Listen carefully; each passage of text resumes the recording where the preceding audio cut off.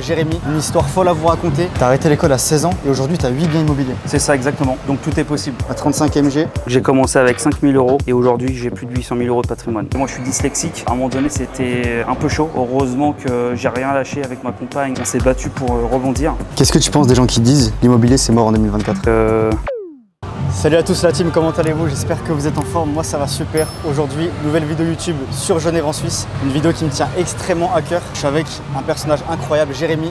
Enchanté. C'est un putain de mec les gars, investisseur immobilier, rentier immobilier. Une histoire folle à vous raconter, très en place, notamment au niveau de l'IMO. Il va vous raconter ce qu'il fait au niveau des stratégies, combien de biens il a, le patrimoine, etc. Ça va être super inspirant je pense pour vous la jeune communauté. T'es prêt pour la vidéo? Parfait, ouais. Je suis prêt. Allez, allons-y. C'est parti les gars, let's go.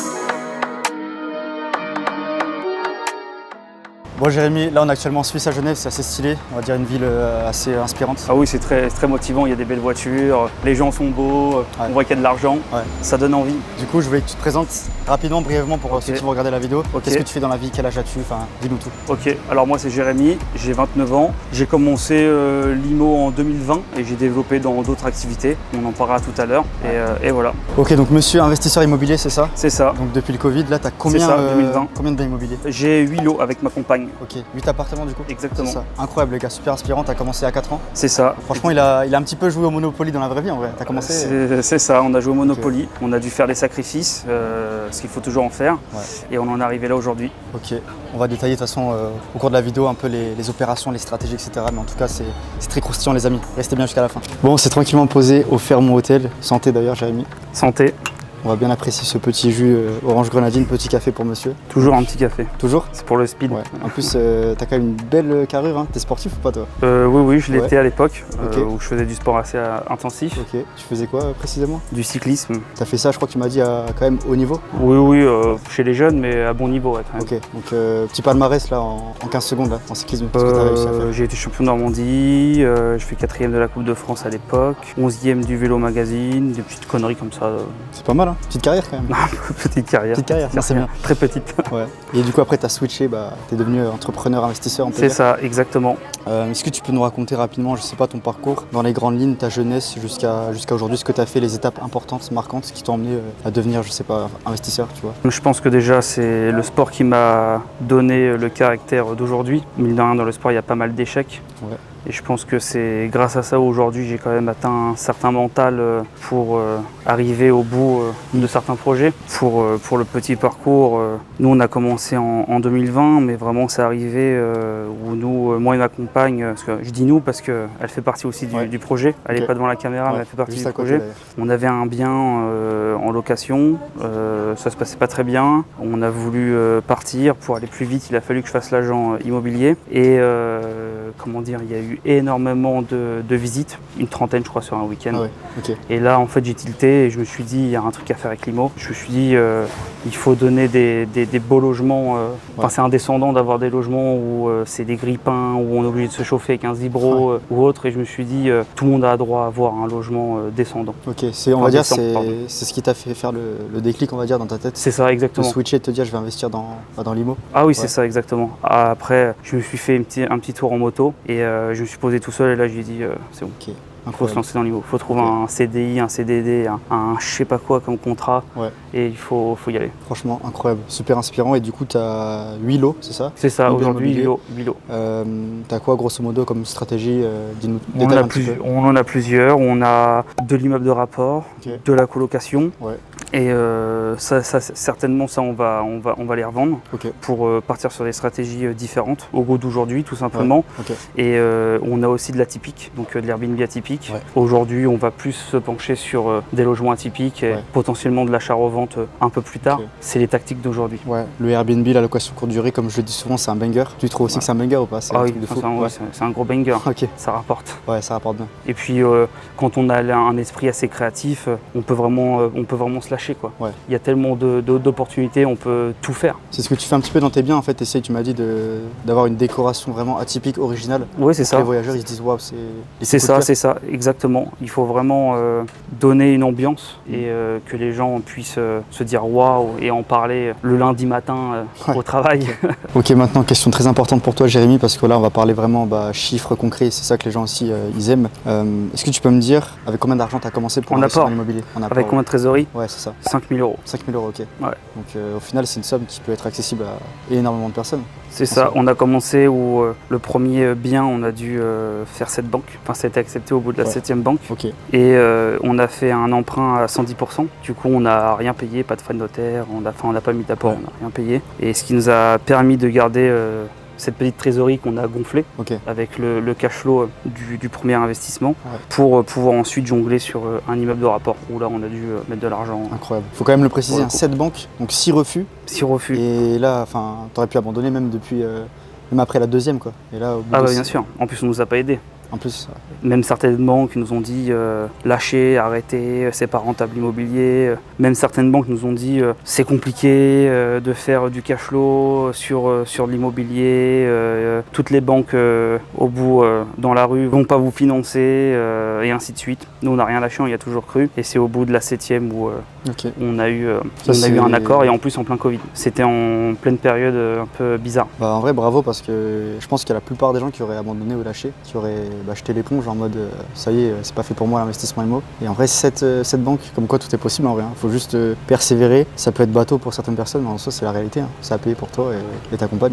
Tout est possible. De toute façon, qui peut te dire non ou qui peut te couper tes rêves? Personne. Ouais, c'est vrai, je suis d'accord. Il faut y aller. Ok, et du coup, par rapport à tous ces biens IMO, combien tu arrives à dégager, on va dire, par mois, mensuellement, avec tous les loyers que tu encaisses? En cash flow, ça dépend, mais on est aux alentours de 3 000, 3 500. Ok, donc c'est super intéressant, ça te fait clairement une liberté financière. Parce que, du coup, c'était le but. Le but, c'était de quitter mon CDI, ma compagne aussi. Et du coup, avec tous tes biens IMO, combien t'évaluerais à peu près, je sais pas, ton patrimoine? Combien ça vaudrait? Je sais plus de tête, mais je crois qu'on est à 820 000 ou 840 000 €. Bientôt le million, du coup. Ça arrive fort. C'est vrai, ça arrive. Incroyable. Qu'est-ce que tu penses des gens qui disent l'immobilier c'est mort en 2024? Je pense qu'ils ont tort et qu'il y a toujours des opportunités à créer. Je pense qu'il y a des stratégies plus à optimiser, notamment les Airbnb atypiques ou l'achat-revente ou les investissements à l'étranger par exemple, si on a un peu de cash. Mais c'est toujours d'actualité, il y a toujours autant de choses à faire dans l'immobilier, donc il faut y aller. Sachant que j'avais une question très importante à te poser, c'est quoi tes objectifs, je sais pas, dans les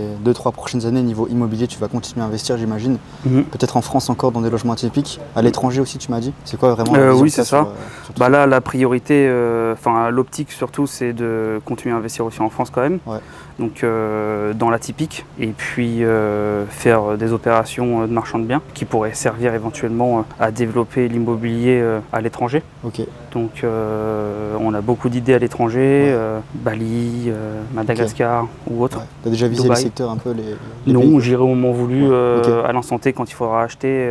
J'irai avec ma compagne voir ce qui se passe là-bas et on ira avoir des contacts pour acheter directement là-bas sur place. L'étranger, c'est un banger comme tu dis. Franchement, ça peut permettre de faire encore plus de cash flow, j'imagine. Oui, c'est beaucoup plus élevé. Après, c'est vrai qu'il y a beaucoup plus de cash à sortir, mais on n'a pas les mêmes taxes qu'en France non plus. On n'a pas les mêmes rentes, c'est des rentes quand même plus élevées. Enfin, il y a beaucoup plus d'opportunités c'est des maisons, des grosses maisons, des villas.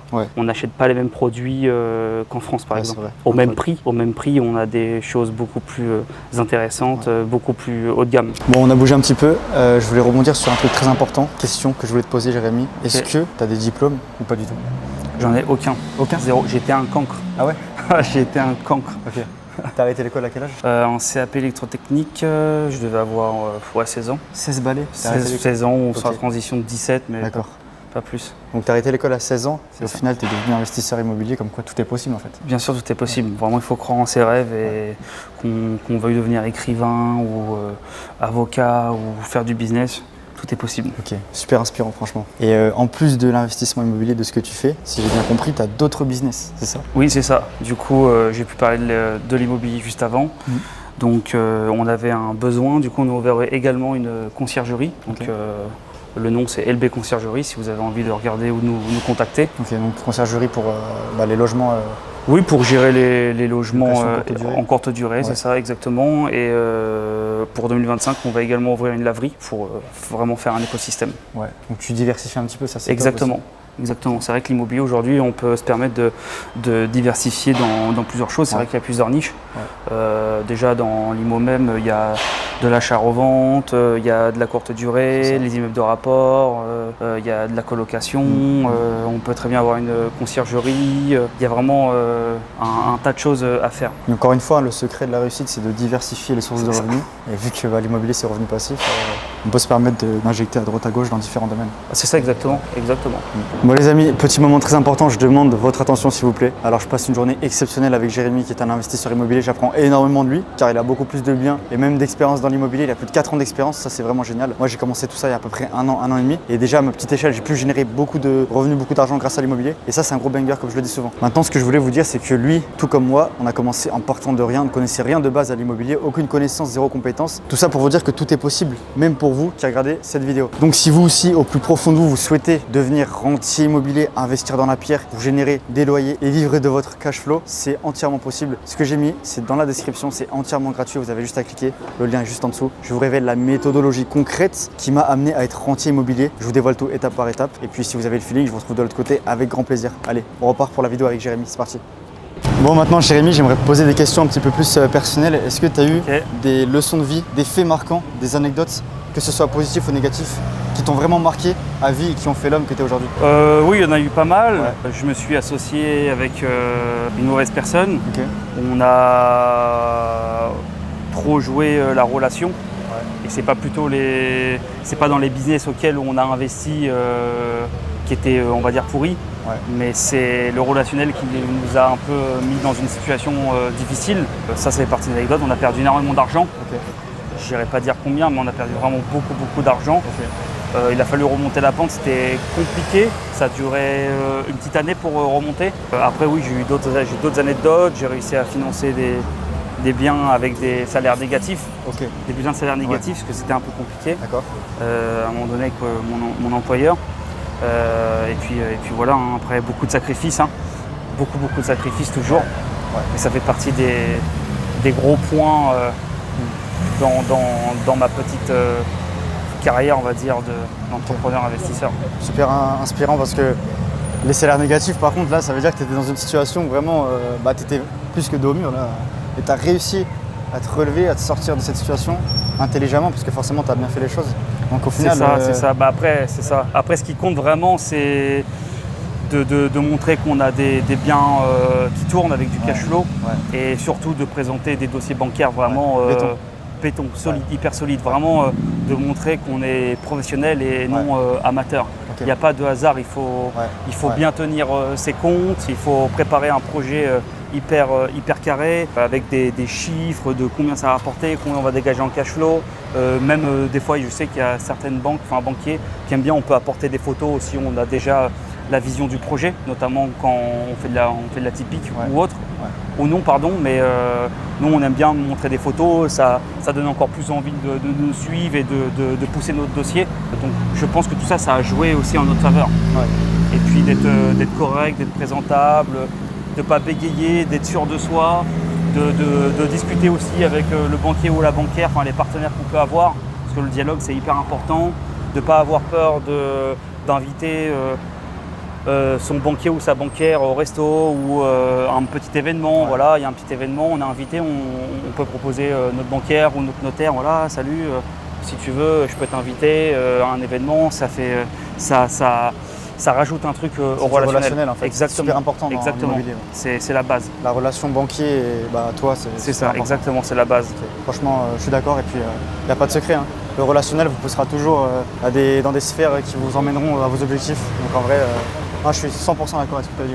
C'est ça. Souvent les gens ils ont peur de demander ou ils se disent non, c'est un banquier ou un notaire ou un avocat, puis ils se dévalorisent, mais c'est des personnes comme nous, il faut discuter.